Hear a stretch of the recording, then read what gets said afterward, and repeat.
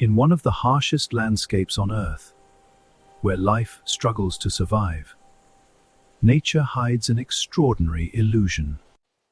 This is the green birdflower, a rare desert plant whose blossoms appear like tiny birds frozen in mid-flight. Every detail is precise: wing-like petals, curved forms, and feather-like edges shaped by evolution's silent design. Surviving in arid, unforgiving conditions, this plant thrives where few others can exist, adapting to extreme heat and scarcity.